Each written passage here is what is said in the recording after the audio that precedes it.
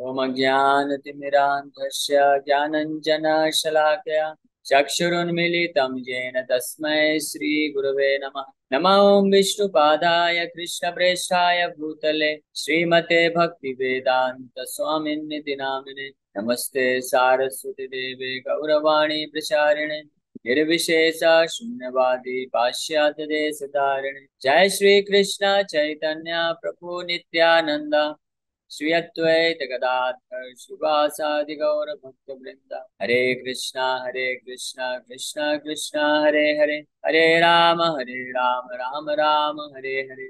हरे कृष्ण। तो आप सभी भक्तों का हार्दिक स्वागत है आज के इस प्रातःकालीन श्रीमद् भागवत के डिस्कशन में।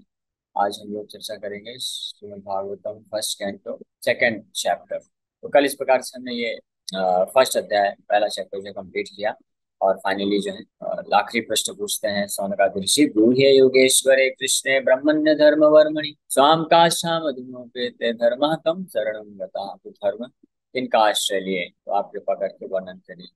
इस प्रकार से जो पहला अध्याय है क्वेश्चंस बाय द सेजेस, सौनकादि ऋषि योग के द्वारा जिज्ञासा इंक्वायरी या प्रश्न जो है उन्होंने किया सूत गोस्वामी को, और उस दौरान उन्होंने कृष्ण कथा का क्या महत्व है इसके बारे में भी वर्णन किए हैं और उससे क्या लाभ मिलने वाला है हम सभी लोगों को जो इसको श्रवण करेंगे इसका भी वर्णन करते हैं।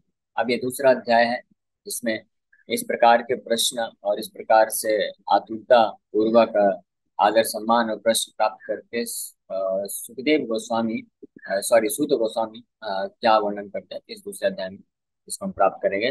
और इंटरेस्टिंगली जब सूत गोस्वामी बोलना प्रारंभ करेंगे तो वो भी इस भागवत कथा का वर्णन करते हैं। जब सौनक आदि ऋषि प्रश्न पूछ रहे थे कि भगवान के बारे में, कथा के बारे में जिज्ञासा करने का उन्होंने अपना मनोभाव प्रकट किया, तो उस दौरान भगवान की दिव्य लीलाएं, भगवान का कथा इतना पावरफुल है, इतना शुद्ध है, इसकी महिमा इतनी असीम है कि उसकी जिज्ञासा के रूप में उन्होंने भगवान का कथा करना भी प्रारंभ कर दिया। भगवान की महिमा, भगवान के कथा का क्या महत्व है उसका वर्णन उन्होंने किया। अवतार कथा शुभा है ना, मुच्यन्ते सद्य विमुच्येत पुंसा, इस तरह के कई श्लोकों में उन्होंने बताया कि भगवान के हर अवतार की जो कथा है बहुत शुभ होता है हर जीव के लिए, और बड़ी आसानी से कोई भी व्यक्ति अपने आप को इस भौतिक संसार से मुक्त कर सकता है। इसलिए आप कृपा करके भगवान की कथाओं का वर्णन करिए।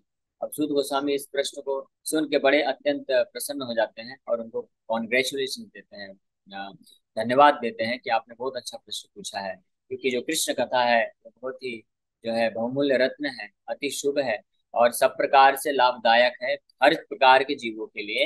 वो जीव कैसी भी स्थिति में क्यों ना हो, अगर वो शृण्वताम सुकथा कृष्ण, ये श्लोक बहुत फेमस श्लोक है, ये सूत गोस्वामी बोलते हैं। शृण्वताम सुकथा कृष्ण पुण्य श्रवण कीर्तनम, केवल अगर कृष्ण का कथा कोई सुनता है बस ध्यान पूर्वक, और कोई योग्यता नहीं चाहिए, कोई क्वालिफिकेशन नहीं चाहिए, केवल वो सुनने मात्र से उसके हृदय में पुण्य अर्जन होने लग जाता है, वो असीम पुण्य की प्राप्ति करता है। और भौतिक पुण्य नहीं, आध्यात्मिक पुण्य की प्राप्ति करता है। सोचिए कितना जबरदस्त है ये, कितना वंडरफुल पावरफुल है। भौतिक पुण्य प्राप्त करने के लिए संसार में लोग कितना तपस्या करते हैं, कितना दान दक्षिणा ये सब देते हैं, यज्ञ हजारों हजारों यज्ञ पहले के समय में, आज तो यज्ञ संभव ही नहीं है। आज के समय में लोग हॉस्पिटल खोलते हैं और जो है free education, free medical facility ये सब प्रदान करके पुण्य कमाना चाहते हैं, दान देते हैं, या कुछ लोग तपस्या करते हैं, ध्यान वगैरह करते हैं, इस प्रकार से लोग प्राप्त करना चाहते हैं। पहले के समय में लोग बड़े बड़े यज्ञ अनुष्ठान करते थे, हजारों हजारों की संख्या में यज्ञ करने के बाद उनको कुछ भौतिक पुण्य मिलता था, उसके बल पे वो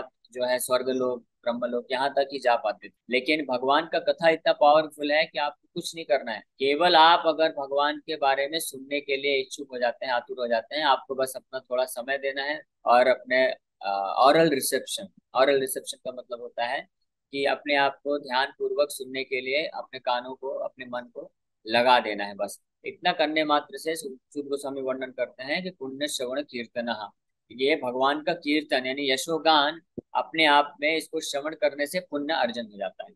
और इस पुण्य का फल क्या होता है? दिव्य होता है, भौतिक पुण्य से कई लाख गुना ज्यादा होता है। तो इस प्रकार से हम देखते हैं कि इस अध्याय में डिविनिटी एंड डिवाइन सर्विस इस अध्याय का नाम है, यानी भगवान की जो कथाएं हैं, भगवान का जो जो भी भागवत है, भगवान से संबंधित जो भी चीज है, भगवान का कथा, भगवान का सेवा, भगवान की लीलाएं, भगवान का नाम रूप, ये सब क्या है? डिवाइन डिवाइन सर्विसेज है, दिव्य है, आध्यात्मिक वस्तु है। और सूत गोस्वामी भी भगवान कृष्ण का कथा प्रारंभ करने के पूर्व इतने ओतप्रोत हो जाते हैं, इतने आनंद में आ जाते हैं कि उन शौनक आदि ऋषियों को धन्यवाद देने के पश्चात वो खुद जो है इस कृष्ण कथा के महिमा का वर्णन करते हैं। कृष्ण कथा किस प्रकार से अत्यंत लाभकारी है। तो आइए हम लोग आगे बढ़ते हैं।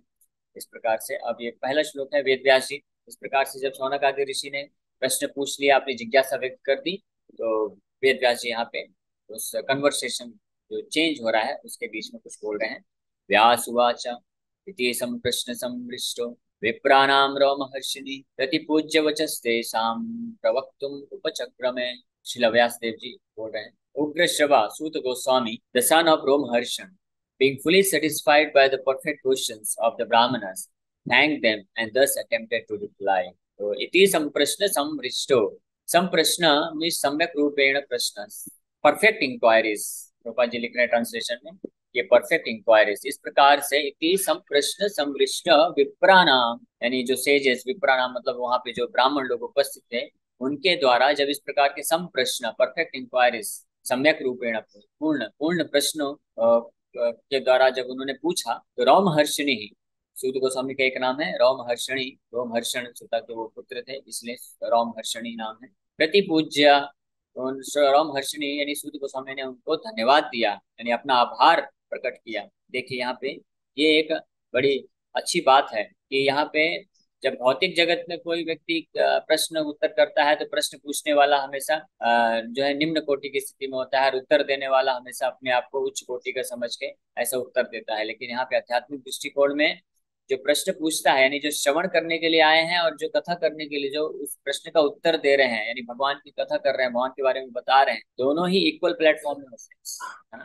हालांकि जो एटिकेट वाइज स्पिरिचुअल स्पिरिचुअल ये देखा जाए आध्यात्मिक दृष्टिकोण से दोनों इक्वल प्लेटफॉर्म में होते हैं, क्योंकि दोनों ही जो है भगवान के गुणगान में इंगेज हैं, एक श्रवण के रूप में और एक कथा के रूप में। बस बाहरी जो है एटिकेट को पालन करते हुए जो श्रोता होते हैं वो नीचे बैठते हैं, जो वक्ता होता है कथाकार करते हैं वो व्यास आसन में बैठते हैं।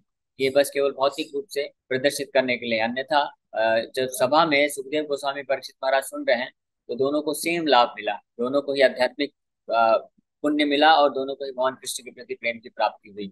इसलिए यहाँ पे इस बात को सुध गोस्वामी जानते हैं और इसलिए रोमहर्षिणी प्रति पूज्या, उन्होंने भी उन शौनक आदि ऋषियों का पूजा किया। पूजा किया मतलब उनको धन्यवाद दिया, उनके प्रति आभार प्रकट किया। जिस प्रकार से शौनक आदि ऋषि शुरू में शुद्ध गोस्वामी को बहुत ही धन्यवाद दे रहे हैं और उनका रिस्पेक्ट कर रहे हैं, उनके क्वालिटीज के बारे में बता रहे हैं, फिर भगवान की कथा सुनने के लिए कितने आतुर हैं इसका वो वर्णन कर रहे हैं, और भगवान की कथा को श्रवण करने से क्या लाभ मिलता है इसका वर्णन कर रहे हैं। उसी प्रकार से यहाँ पे जब सूत गोस्वामी उनके द्वारा इस प्रकार के भगवान के कथा से संबंधित प्रश्नों को सुनते हैं तो अत्यंत खुश होके, यहाँ पे लिखा है समृष्टा, सम्यक रूपेण रिष्टा मीन्स परफेक्टली सेटिस्फाइड, पूर्ण रूप से संतुष्ट अवस्था में, पूर्ण आनंद के रूप में उन्होंने क्या किया, प्रतिपूज्य, उनको आभार व्यक्त किया। और वचस्तेषां प्रवक्तुम उपचक्रमे, और इस प्रकार से आभार व्यक्त करते हुए वो कृष्ण के यशोगान का गुणगान करना प्रारंभ करने लग जाते हैं। प्रवक्तुम, जो है प्र शब्द जो होता है वो उसके पीछे लगाया जाता है पूर्ण रूप से या बहुत ही अच्छे तरीके से या पूरे उत्साह के साथ, इसलिए प्रवक्तुम। वक्तुम मतलब कि हाँ ठीक है अभी मैं तैयार हूँ, आपने जो क्वेश्चन पूछा उसका मैं उत्तर देता हूँ। लेकिन प्रवक्तुम का मतलब होता है पूर्ण उत्साह के साथ और पूर्ण आनंद में रहते हुए, पूर्ण रूप से संतुष्ट होकर के वो प्रवक्तुम यानी रिप्लाई करने के लिए चालू कर दिए। उपचक्र में यानी he started, he attempted to reply questions of the sages। यहाँ पे संप्रश्न, ये बहुत महत्वपूर्ण एक यहाँ पे शब्द आया है, वेद व्यास जी यहाँ पे बोल रहे हैं इति संप्रश्न समृष्टा विप्राणाम, इस प्रकार से सम्यक रूपेण पृष्ठा, पूर्ण रूप से अच्छी इंक्वायरी, परफेक्ट इंक्वायरी। संसार में हर कोई क्या कर रहा है, जिज्ञासा ही कर रहा है, इंक्वायरी ही कर रहा है। आप मार्केट चले जाइए वहां पे भी लोग प्रश्न उत्तर कर रहे हैं, इसका भाव क्या है, इसका भाव क्या था, इसका कब होगा, इसका भाव कब बढ़ेगा, वहां पे भी इंक्वायरी चल रही है। बिजनेस में चले जाइए वहां पे भी इंक्वायरी चल रही है कि किस प्रकार से हम आगे बिजनेस धंधा बढ़ा सकते हैं, इसको कैसे संभाले, उसको कैसे संभाले। किसी एजुकेशनल इंस्टीट्यूट में चले जाए, यूनिवर्सिटी में चले जाइए, कॉलेज में चले जाइए, वहां पे भी क्वेश्चन आंसर चल रहा है। और कोई भी चीज, कोई भी आप न्यूज ले लीजिए, सोशल मीडिया ले लीजिए, हर जगह क्या है, क्वेश्चन आंसर ही चल रहा है। ये पूरा जो सृष्टि समाज है इसमें केवल क्वेश्चन आंसर ही, तो और क्वेश्चन आंसर और अलग अलग समस्याओं का प्रॉब्लम सोल्यूशन, क्वेश्चन आंसर, यही बस कार्य होता है। लेकिन इस भौतिक संसार में जो भी इस प्रकार के क्वेश्चन आंसर होते हैं वो सब कैसे होते हैं, वो टेम्परेरी इफेक्ट देते हैं, उसका रिजल्ट भी टेम्परेरी होता है, इसलिए उनको संप्रश्न नहीं बोला जा सकता है। संप्रश्न तो वो होते हैं परफेक्ट इंक्वायरीज। परफेक्ट इंक्वायरीज वो होती हैं जिसके इंक्वायरी करने से, यानी जिनके ऊपर या जिस विषय पे क्वेश्चन आंसर जिज्ञासा करके व्यक्ति अपने आप को, अपने जीवन को परफेक्ट बना सके, अपने इस मनुष्य जीवन का लाभ उठा के इस भौतिक जगत से अपने आप को मुक्त करके आध्यात्मिक जगत में प्रगति कर सके, उसको परफेक्ट इंक्वायरीज बोलते हैं या संप्रश्न बोलते हैं। और वास्तव में ये जो मनुष्य जीवन मिला है केवल इस हेतु ही मिला है। जब वेद व्यास जी वेदांत सूत्र लिखना प्रारंभ किए तो वेदांत सूत्र के सबसे पहले एफोरिज्म में, वेदांत सूत्र का जो पहला सूत्र है उसमें वेद व्यास जी क्या लिखते हैं, अथा तो ब्रह्म जिज्ञासा, अथा तो means now inquire about the absolute truth. क्यों ये नाउ, अब आप परम सत्य के बारे में यानी परफेक्ट इंक्वायरीज करो, परम सत्य के बारे में जिज्ञासा करो। ये किसको बोल रहे हैं, ये वेदांत सूत्र में जब जैसे कोई इंटर करता है। हाँ, अथातो शब्द का अर्थ है कि वेद व्यास जी बता रहे हैं उस माध्यम से कि अभी आप ये वेदांत सूत्र खोल के बैठे पड़े हो तो आप मनुष्य हो, तो आप मनुष्य जीवन प्राप्त किए हो। कई कई लाखों लाखों योनियों में आपने भ्रमण कर करके केवल क्या प्रश्न उत्तर किया है, eating sleeping mating and defending, आहार निद्रा भय मैथुनम च सामान्य पशु नराणाम। ये हर कोई, ये पशु पक्षी हैं, ये भी हमेशा इंक्वायरी में रहते हैं, जिज्ञासा में रहते हैं, इनके भी प्रश्न उत्तर हमारे जैसे नहीं होंगे। ये प्रश्न बोल के नहीं करते, लेकिन अंदर से इनका भी यही है ना मनोभाव है, मेंटेलिटी, क्वेश्चन, इंक्वायरी, कहाँ है, where is my food, where is my food, where is my place for sleep. इस प्रकार से आहार निद्रा भय मैथुनम चा, ये चार चीज भौतिक जो जरूरतें हैं, भौतिक संसार की, भौतिक शरीर की जो आवश्यकताएं हैं, तो पशु लोग केवल इसी के बारे में ही जिज्ञासा या इंक्वायरी या इसी के बारे में ही अपना पूरा जीवन यापन कर देते हैं। लेकिन वेद व्यास जी बोल रहे हैं इस वेदांत सूत्र के माध्यम से कि आप अभी उन सारी 84 लाख पशु योनियों को क्रॉस करके अब आप मनुष्य जीवन को प्राप्त किए हो। नाउ अथा तो ब्रह्म जिज्ञासा, now you should inquire about absolute truth. Absolute truth मतलब परम सत्य के बारे में आप जिज्ञासा करो, जिस सत्य को जानने से आप अपने आप को पूर्ण रूप से इस भौतिक संसार के दुखों से मुक्त कर सकोगे। ये होता है मनुष्य का लक्षण। मनुष्य कौन है, मनुष्य वो नहीं है जिसके पास दो हाथ दो पैर और इस तरह का शरीर धारण करके जो दिखता है। ये तो शरीर आकृति मनुष्य की हो सकती है, लेकिन वास्तविक मनुष्य कौन है, जिसकी प्रकृति भी मनुष्य की होनी चाहिए, यानी नेचर भी मनुष्य का होना चाहिए। अब मनुष्य की प्रकृति क्या है, वो वेद व्यास जी वेदांत सूत्र के पहले ही सूत्र में बताते हैं, अर्थात तो ब्रह्म जिज्ञासा, यानी जो ब्रह्म जिज्ञासा करता है, एब्सोल्यूट ट्रूथ, परम सत्य यानी भगवत जिज्ञासा करता है, आध्यात्मिक जिज्ञासा करता है, आध्यात्मिक विषय वस्तु को जानने के लिए जिसके हृदय में इच्छा होती है, वही वास्तव में मनुष्य है, क्योंकि वही मनुष्य की प्रकृति है। अन्यथा अगर केवल कोई भौतिक जिज्ञासा में ही लगा रहता है कि किस प्रकार से मैं अपना धन ऐश्वर्य संपत्ति बढ़ा सकूं, अपने शारीरिक आवश्यकताओं को पूर्ति कर सकूं, अपने परिवार वालों, देश, समाज, मानव, पशु पक्षी, इन सब के भौतिक जो है उद्धार के लिए कार्य कर सकूं, भौतिक इनकी आवश्यकताओं की पूर्ति कर सकूं, अगर केवल इसके बारे में ही जिज्ञासा करेगा तो वो क्या है, वो मनुष्य नहीं है, वो जानवर ही होता है। फिर भले ही इस कैटेगरी में बड़े बड़े वैज्ञानिक लोग क्यों ना आ जाए, बड़े भगवान की कृपा से इस मनुष्य जीवन में, मनुष्य योनि को भगवान ने एक्स्ट्रा इंटेलिजेंस दिया है, एडवांस्ड इंटेलिजेंस दिया है, यानी विकसित बुद्धि प्रदान की है भगवान ने इस मनुष्य को।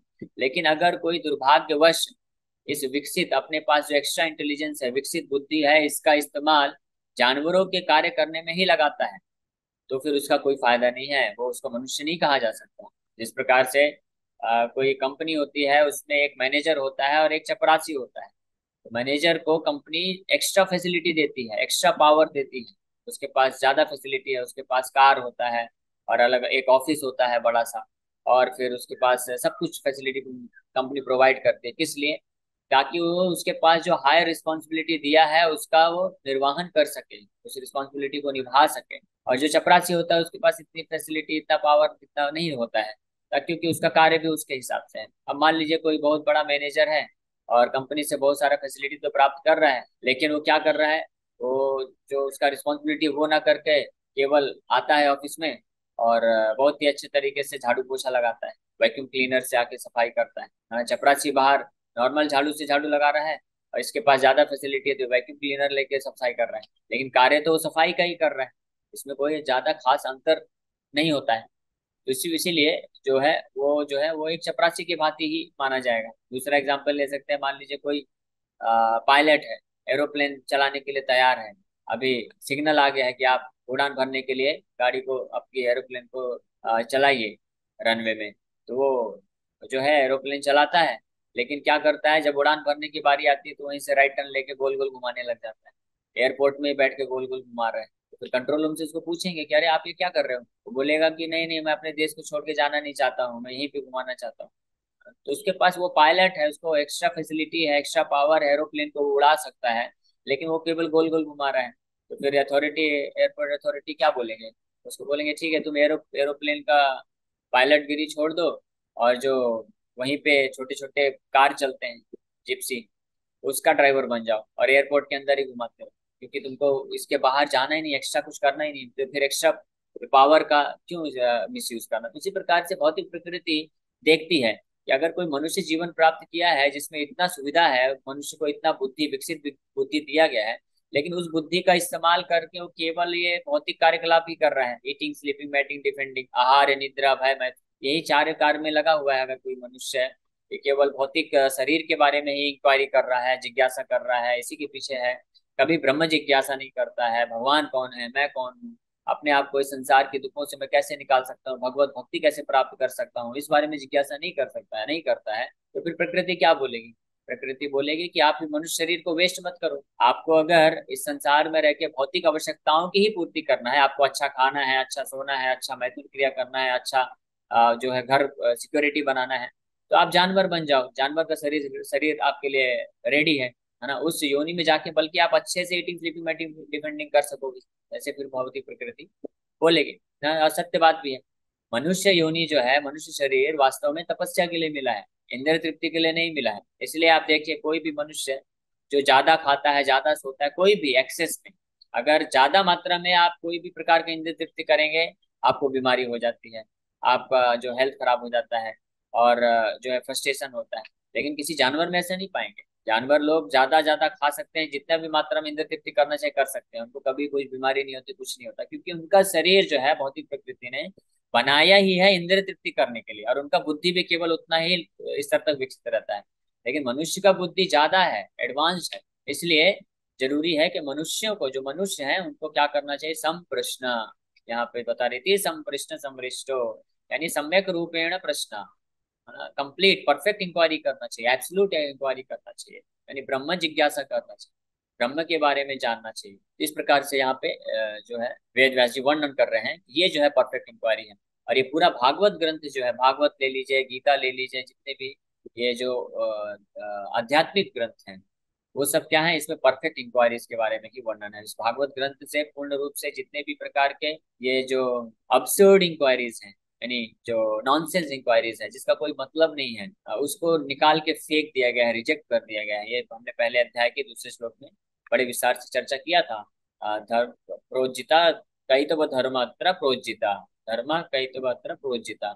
यहाँ पे जो कई तो धर्म है, धर्म का मतलब होता है ड्यूटीज, है ना, कर्तव्य, क्या करना चाहिए, क्या नहीं करना चाहिए, इसके विषय में जो प्रश्नोत्तर होते हैं, जो प्रिंसिपल्स होते हैं, उसको धर्म बोलते हैं। लेकिन धर्म भी दो प्रकार के होते हैं, शारीरिक धर्म और आत्मा का धर्म। तो शारीरिक धर्म क्या है, कि किस प्रकार से हम शरीर को अच्छे से रख रखाव कर सकें, ये शरीर से संबंधित लोगों के प्रति हम अच्छे से अपने कर्तव्य का निर्वहन कर सकें, यानी खाना पीना सोना, ये भी जो है शारीरिक धर्म है, भौतिक धर्म है। फिर परिवार का पालन पोषण करना, देश समाज का पालन पोषण करना, देश समाज के लिए, लोगों के लिए कुछ कार्य करना, ये भी भौतिक धर्म है। हाँ, ये एक एक जो होता है, एक जो है सीमित भौतिक धर्म है। अगर कोई केवल अपने शरीर और अपने परिवार के बारे में ही देखभाल करता है, उसी के बारे में सोचता है, प्रश्न पूछता है, जिज्ञासा करता है, उसी के बारे में जीवन यापन करता है, तो उसको सीमित भौतिक धर्म बोला जाता है, से वो भी सेल्फिशनेस है। लेकिन कुछ लोग होते हैं जो इसको और ब्रॉड कर देते हैं।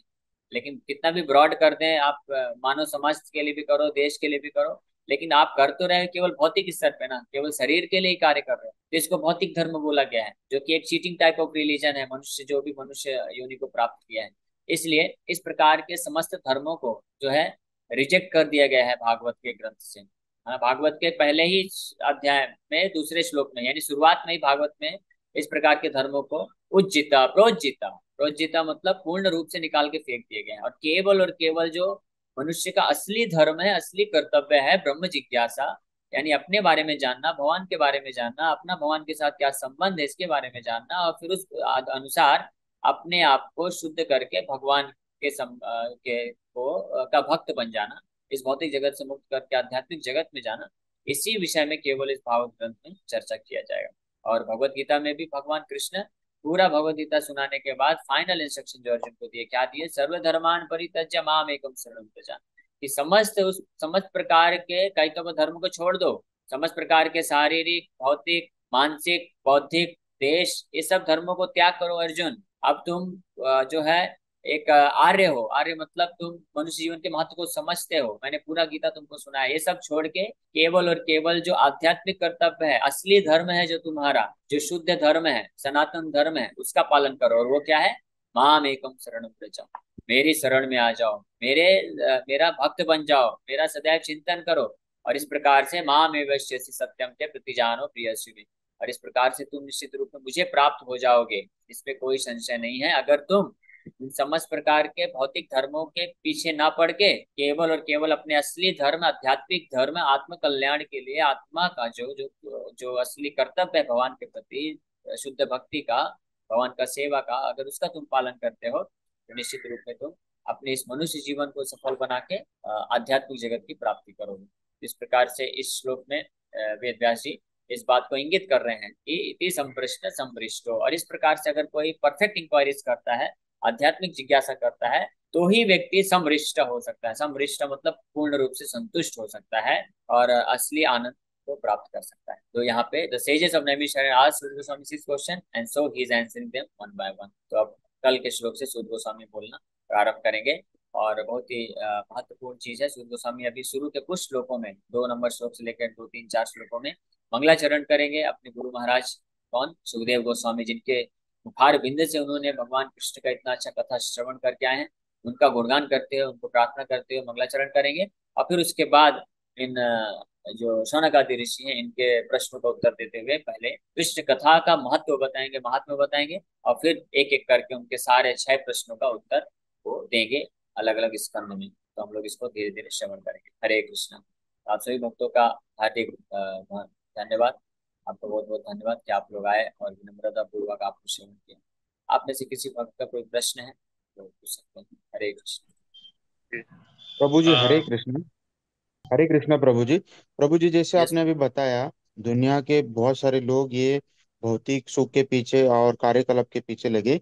यदि कोई भक्त है जो घर गृहस्थी है और उसको अपना रिस्पॉन्सिबिलिटीज कंप्लीट करने के लिए 10 घंटा 8 घंटा काम करना पड़ता है, 6 घंटा सोना पड़ता है हाँ, और खाना बहुत खाना पड़ता है, तो ये जो समझ गया, चक्र है समझ गया। इससे ना, हाँ, तो कैसे बाहर तो निकलना है इससे, हाँ, या तो ये ये, हाँ, भौतिक जो कार्यकलाप है समझ उसको गया। कम कैसे करना है? तो जैसा इसके ऊपर हमने कल भी चर्चा किया था कि हर वो कार्यकलाप जो आप कृष्ण चेतना में करते हैं, यानी ब्रह्म जिज्ञासा को ध्यान में रखते हुए करते हैं, आपका जो असली धर्म है उसको पूर्ति करने के हेतु, मतलब भगवान के भक्ति में अपने आप को एडवांस करने के हेतु अगर आप कोई भी कार्य करते हैं इस भौतिक संसार का भी, तो वो भी आध्यात्मिक कार्य ही माना जाता है ना। क्योंकि हम भगवान की भक्ति को प्राप्त करते हैं इस शरीर को साधन बना के। शरीर साधन है, तो इस शरीर को सही रखते हुए, जैसे विश्राम करना, इसका मेडिकल टेक केयर करना, फिर आपका फैमिली है तो उनको चलाने के लिए आपको जॉब करना है। लेकिन चेतना ये रहनी चाहिए कि मुझे ये सब इसलिए करना है ताकि मैं अच्छे तरीके से अपने आप को और अपने परिवार वालों को, सबको भगवान की भक्ति में जो असली धर्म है उस ओर प्रगति करा सकूं। तो ये फिर आध्यात्मिक बन जाता है। समझ पा रहे हैं? और भौतिक चेतना का मतलब होता है कि कोई व्यक्ति भौतिक कार्यकलाप करता है इंद्रिय तृप्ति को करने के लिए। तो अगर किसी भक्त का इंद्रिय तृप्ति का भावना नहीं है, भले वो 10 घंटे जॉब कर रहा है, घर गृहस्थी संभाल रहा है, लेकिन उसका भावना ये नहीं है कि घर गृहस्थी की इसके द्वारा मैं इंद्रिय तृप्ति करूंगा, भोग करूंगा इसी संसार में रहकर, नहीं। उसका भावना अगर ये है कि कृष्ण सेवा में मुझे आगे बढ़ना है, तब वो कार्य भी आध्यात्मिक बन जाता है। हरे कृष्ण प्रभु जी। हर पल एक कैसे याद रख पाए, भूल जाते हैं जैसे कि भगवान को समर्पित करके सब कुछ करना है। कौन सी ऐसी बहुत बात अच्छा। जो हर पल में हमें स्ट्राइक हो। बहुत बहुत बढ़िया प्रश्न आपने पूछा है, और निश्चित रूप में ये प्रश्न पूछने योग्य है और इसका उत्तर जानने योग्य है। इसका सबसे सरल और सरलतम उपाय श्री चैतन्य महाप्रभु बताते हैं। रामानंद राय से जब कन्वर्सेशन चलता है कि क्या किया जाए कि इस संसार के, इस विशेष रूप से इस कलयुग में जो जीव हैं जो बहुत ही ज्यादा, हम सब की कंडीशन यही है, प्रायेण अल्पायुषा सभ्भा कलोऽस्मिन् युगे जना मंदा सुमंद मध्य मंद भाग्य उपयुक्ता, कि हम लोग जल्दी भूल जाते हैं, बुद्धि कम है, भौतिक आसक्ति है, अनर्थ सब कुछ है। तो उस कन्वर्सेशन में फिर फाइनली ये चैतन्य महाप्रभु कंक्लूजन देते हैं कि अगर कोई भक्त सतत निरंतर जितना हो सके भगवान के भक्तों के मुख से कृष्ण कथा का श्रवण करेगा, कृष्ण के नाम का श्रवण कीर्तन करेगा, तो उस माध्यम से वो हमेशा अपने इस चेतना को बना के रख सकता है, भगवान को कभी विस्मृति नहीं प्राप्त होगी। तो यही इसी प्रयोजन से हम लोग ये डेली कथा कर रहे हैं। और प्रभु जी के योजना से, प्रभु जी के आशीर्वाद से, कृपा से हमको ये फैसिलिटी दिया जा रहा है कि 4 टाइम लोग कथा कर रहे हैं। निश्चित रूप में हर कोई 4 टाइम नहीं अटेंड कर सकता, लेकिन आपके पास अपॉर्चुनिटी है, प्लेटफॉर्म है कि एटलीस्ट आप 1 टाइम, 2 टाइम, 3 टाइम, 4 टाइम, जितना जिसके पास समय निकाल सके तो भगवान के बारे में आ सकता है, सुन सकता है। और इस श्रवण करते करते करते करते ही जो है हम अपनी इस चेतना को विकसित कर सकते हैं। ये सबसे सरलतम उपाय है, इससे सरल उपाय और कुछ भी नहीं है। चैतन्य महाप्रभु का निष्कर्ष है। हरे कृष्ण। हरे कृष्ण। हरे कृष्ण प्रभु जी। बोलिए आइए, बोलिए। मुझे ये 6 प्रश्न जो है वो जानना था, वो कौन से 6 प्रश्न है? ये 6 प्रश्न जो हमने पहले अध्याय में डिस्कस किया उसमें वर्णन है। शौनकादि ऋषि एक एक करके प्रश्न पूछ रहे हैं। पहला प्रश्न उन्होंने पूछा कि वो सबसे सरल उपाय बताइए जिससे साधारण लोग भी भगवत भक्ति को प्राप्त कर सकें। ये पहला प्रश्न पूछते हैं। फिर उसके बाद वो पूछते हैं कि क्या कारण था कि भगवान कृष्ण जो है देवकी वसुदेव के यहाँ प्रकट हुए, अवतार लिए। ये दूसरा प्रश्न। फिर तीसरा प्रश्न पूछते हैं कि भगवान अवतार कथा शुभा, भगवान के अलग अलग जितने भी अवतार हैं वो सब अवतार लेके भगवान आते हैं, लीलाएं करते हैं, तो उन कथाओं का वर्णन करिए, है ना। फिर चौथा प्रश्न पूछते हैं कि सह रामेण केशवः, कि राम भगवान बलराम के साथ मिलकर कृष्ण ने जितनी अलग अलग प्रकार की लीलाएं की उनका वर्णन करिए। इस प्रकार से 4 प्रश्न। और पांचवा प्रश्न भगवान के जो क्रिएशन, सृष्टि लीला, पुरुष अवतार लेके भगवान आते हैं तो किस प्रकार से भौतिक सृष्टि का संरचना करते हैं, ये पूछते हैं। और छठा प्रश्न पूछते हैं कि भगवान कृष्ण के स्वधाम उपगता, अपने धाम में जाने के बाद धर्म ने किसका आश्रय लिया। इस प्रकार के 6 प्रश्न पूछते हैं और उसी के उत्तर में पूरा ये भागवतम जो है सुखदेव गोस्वामी के मुख से श्रवण कराएंगे सुखदेव गोस्वामी। आपका बहुत बहुत धन्यवाद कि आप लोग आए और विनम्रता पूर्वक आपको श्रवण किया।